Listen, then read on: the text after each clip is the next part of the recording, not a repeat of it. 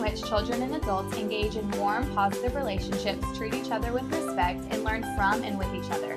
In order for this to be effective, teachers must use both and thinking, which provides both nurturing, responsive care as well as interesting, engaging educational experiences and opportunities.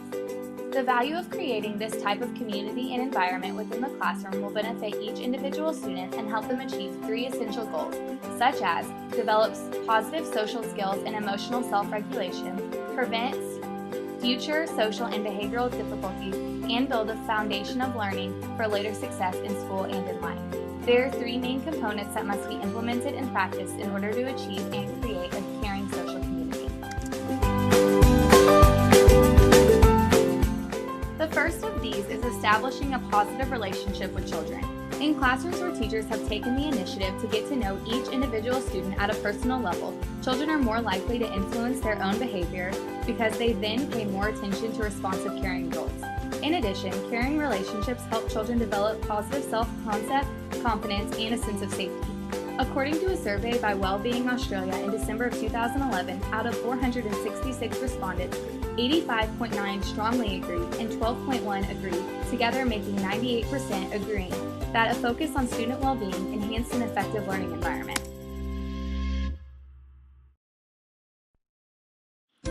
However, throughout individual interviews with teachers, only 7 out of 10, 70%, focused on creating a positive relationship with children. Nevertheless, each teacher should have mentioned this because without establishing this kind of relationship, the entire idea of creating this kind of community is completely unachievable.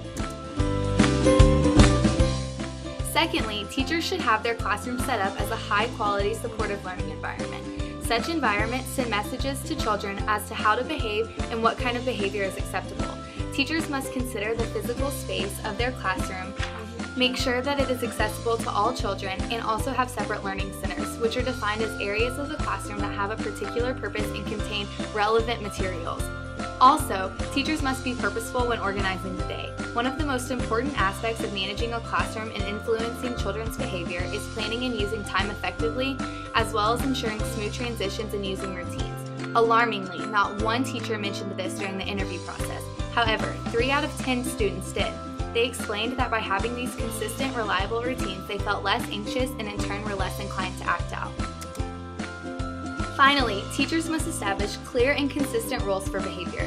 Children thrive when expectations for behavior are clear and predictable, which is why it is essential for teachers to include and involve children in establishing clear rules, limits, and consequences for their behaviors.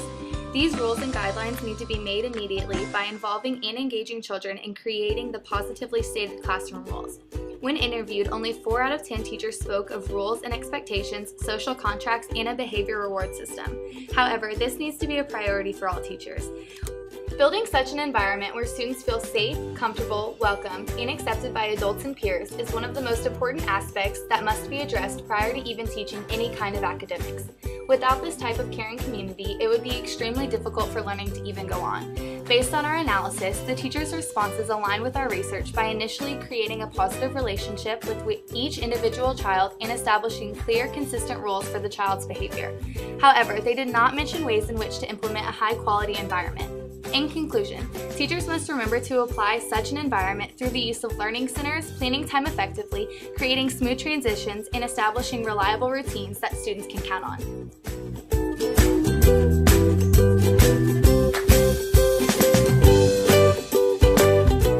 A reciprocal relationship is defined as a two-way relationship in which information and power are shared evenly.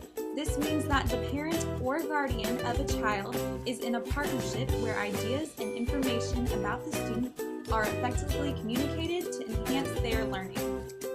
Having a positive reciprocal relationship promotes higher grades, better test scores, attendance in schools, and students seeking out further education.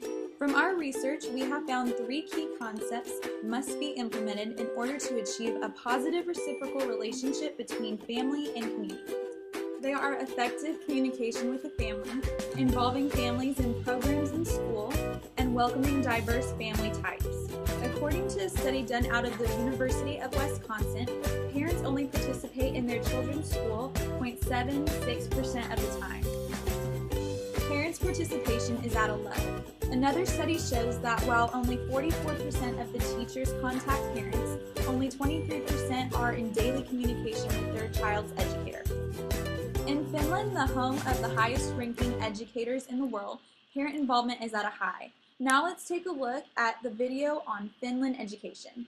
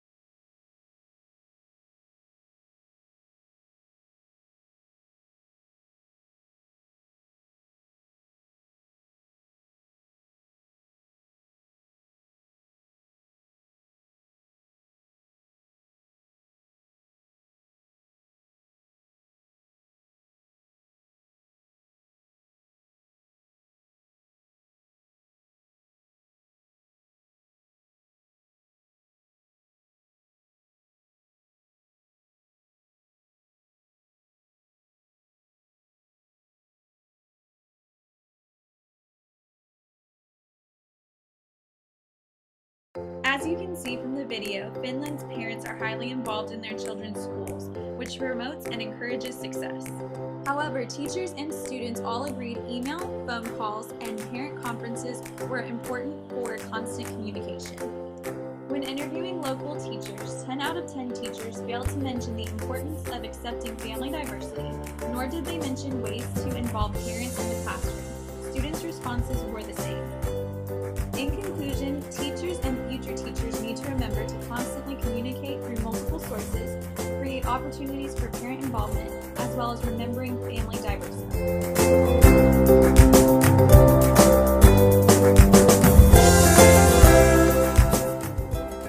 When planning an effective curriculum that meets individual needs, teachers should know each of their students' learning styles in order to adapt to the curriculum to meet those needs. After gathering data and analyzing different teacher and student responses, we have come up with a list of techniques that teachers currently use or have used in the past to meet those individual differences. First off, teachers need to realize that each and every student that walks into their classroom will be different than any student they've had in the past, and it's their job as an effective instructor to adjust to those needs. Many different techniques have been used to teach in effective ways. such as assessing often, small and large group activities, intervention, such as reteaching and parent involvement, and implementing technology. When using small and large group activities, it promotes communication between students and offers time for one-on-one time for the teacher to work with the student. After reviewing the teacher interviews, we realized that 5 out of 10 teachers use this teaching strategy to better advance the student's learning process. The teachers also talked about how breaking students up into small and large groups help promote a nurturing and positive environment. It also helps identify the student's individual learning progress to better assess their needs. Small groups are typically composed of 4 to 6 children. This group size is chosen to offer more focused attention and individualized instruction. This gives the children the opportunity to figure things out on their own rather than listening to the instructor lecture. Even students we interviewed remembered being split up into groups in elementary school. 6 out of 10 of those students had something to say about small and large group activities. Children learn in different ways, and offering a variety of learning styles promotes a positive learning environment. Promoting independence with children will give them the confidence to learn on their own. This is why assessing is so important, and assessing often. 5 out of 10 of the teachers we interviewed had something to say about assessing and its importance in planning the curriculum. When observing young children, you are able to assess through different strategies such as test grades, participation in activities, and overall behavior in the classroom. An important factor for being an educator is being open to adapt your teaching styles to meet the needs of the students. When students are having a hard time grasping the material or fall behind and have a hard time keeping up with other students, this is when teachers use the intervention tool. This is strategies such as conferences with parents, reteaching, sending notes home, or stepping in with challenging behavior. The teachers we interviewed touched on the importance of open communication with parents, whether it be positive or negative. It is important to create a caring community of learners that want to promote learning and growth rather than hinder it with ineffective communication styles. 5 out of 10 teachers talked about this subject alone. Another method we found effective was the importance of reteaching and repetition to where students fully understand the material before moving on. This involves one-on-one time, tutoring, and group work. All of these strategies have proven to work in the present classroom and with past students. An effective teacher knows to adapt and be flexible when working with students whose learning styles are so different. When teaching in this generation, where technology is always advancing, it is important to also implement technology into the curriculum. Technology not only adapts to the children's needs, but it also promotes self-learning where students move at their own pace. Bringing technology into the classroom helps students feel excited about learning at times and can even begin to teach themselves. 3 out of 10 teachers mentioned something about involving technology in the curriculum. Implementing technology into the classroom can involve group or individual work on the computers, take-home homework, or smartboard activities as a class. Using all these strategies to plan an effective curriculum has proven to be beneficial to teachers now and in the past. Keeping individual differences in mind and implementing teaching skills will help in planning the curriculum effectively.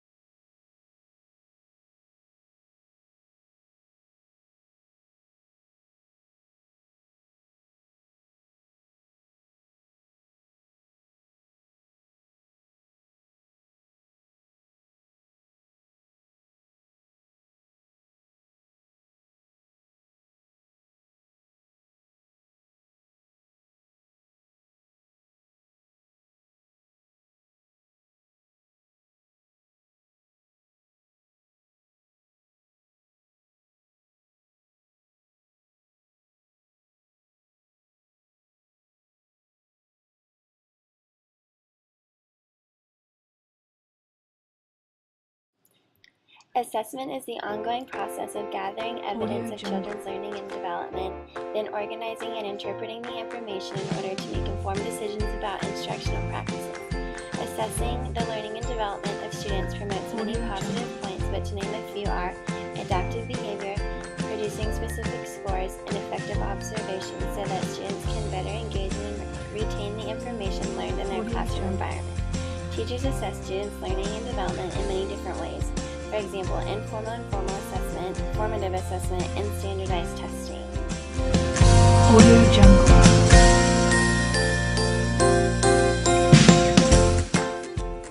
The first types of assessment we'll discuss is formal and informal, which is key in evaluating children's learning and development. Informal assessment refers to the information that's gathered for teachers' use to make everyday classroom decisions or adjustments to teaching. An example of this would be writers' and readers' journals. Formal assessment is an assessment that follows a specific procedure and uses a specifically designed instrument or tool. An example of such would be pre-tests and post-tests that have predetermined criteria. When interviewed, 3 out of the 10 teachers said that they do use formal and or informal assessment in their assessing of their students. Secondly, formative assessment is the process of gathering information about children and using it to provide the right kind of amount of support to help them progress. According to a research study by Paul Black and Dylan William, about 250 out of 700 classrooms are now using formative assessment to assess their students' learning and development. They stated, the research reported herein shows conclusively that formative assessment does improve learning. Another statistic that was found, also according to Paul Black and Dylan Williams, stated, when they conducted an extensive research review of 250 journal articles and book chapters, when known from a much larger pool to determine whether formative assessment raises academic standards in the classroom, they concluded that efforts to strengthen formative assessment produce significant learning gains as measured by comparing the average improvements and the test scores of the students involved in the innovation with the range of scores found for typical groups of students on the same test. Effective sizes ranged between 0.4 and 0.7, with formative assessment apparently helping low-achieving students, including students with learning disabilities, even more than it helped others. As you can see, our research demonstrates that formative assessment is extremely popular in the classroom and is a continuously growing trend. Furthermore, the use of formative assessment in classrooms improves the student's ability to better develop and learn new information. When interviewed, 1 out of the 10 teachers said that they use formative assessment on a regular basis while evaluating their students' learning and development. Examples of formative assessment would be questioning, observing, journal writing, classroom discussions, small groups, and role-playing. Third and lastly is standardized testing, which uses prescribed methods for administering and scoring and needs to meet technical standards for educational and psychological testing. An example of a standardized test would be the STAR test, the State of Texas Assessment Academic Readiness Test. These tests are designed to ensure 2 things: reliability, which is the extent to which the results obtained from a test are accurate and consistent over time, and validity, which means that the instrument measures what it purports to measure. Standardized testing isn't always considered a fair and appropriate way to assess students' learning and development. However, the book states that the thought behind standardizing procedures is that it leads to less biased and more objective results.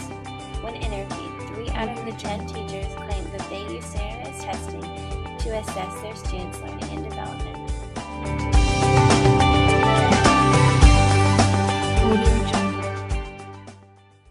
In conclusion, and based on our analysis, the research is showing that the teachers' responses are leaning more towards different kinds of assessment like informal, formal, and formative assessment, along with the idea of standardized testing and following the teach for their students. As far as how it aligns with the research we found with the students, it does partially make it even the information.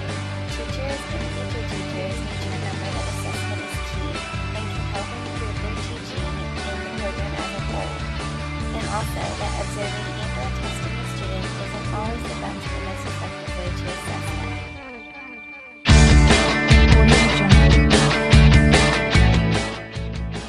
It isn't important to work one-on-one and implement group work and project-based learning to also help assess the students in the classroom.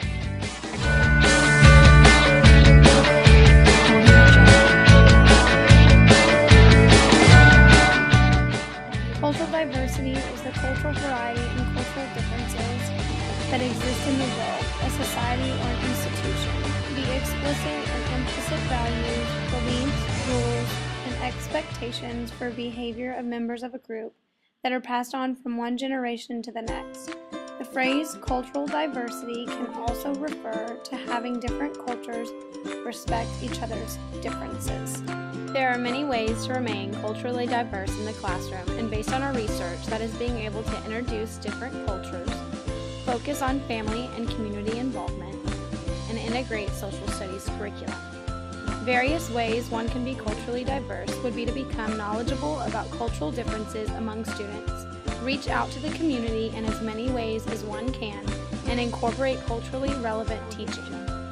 Cultural differences should not separate us from each other, but rather cultural diversity brings a collective strength that can benefit all of humanity. By Robert Allen. According to our research, there are 4 key elements to remaining culturally diverse in your classroom. Those are having an assortment of cultural books available for your students to indulge in, introduce ways different cultures work together throughout daily activities, and remaining equal and open towards all cultures when teaching social studies, and involving family and community into your lessons so that the students may feel welcome. According to Teaching Effectively in Racially and Culturally Diverse Classrooms by Nancy J. Ramsey, we found that monocultural and multicultural socialization go hand in hand. Monocultural is the dominant culture group who have a sense of culture shock towards the multicultural group of students. The multicultural group feels a sense of isolation, alienation, and rejection. In conclusion, we as future educators should know our students, know ourselves, know how we teach, and know what we teach. Furthermore, according to Perceptions of Culturally Diverse Head Start Families, a focus group study by Janetta G. Riley, Margaret Duro, and Joe Robertson, they state family is key in staying culturally diverse.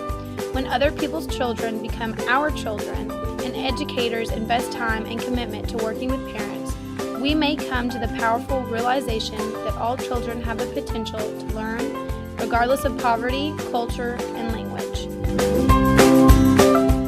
When conducting interviews on teachers asking them how they remain culturally diverse in the classroom, we concluded that 3 out of 10 mentioned using various types of books to introduce cultural diversity. 8 out of 10 stated that they introduced divergent cultures and differences throughout everyday activities, and 5 out of 10 said that they incorporate culture into social studies by going more in depth on the certain topic, and 3 out of 10 explain that they try to have family and community involvement and many activities and studies throughout the entire year.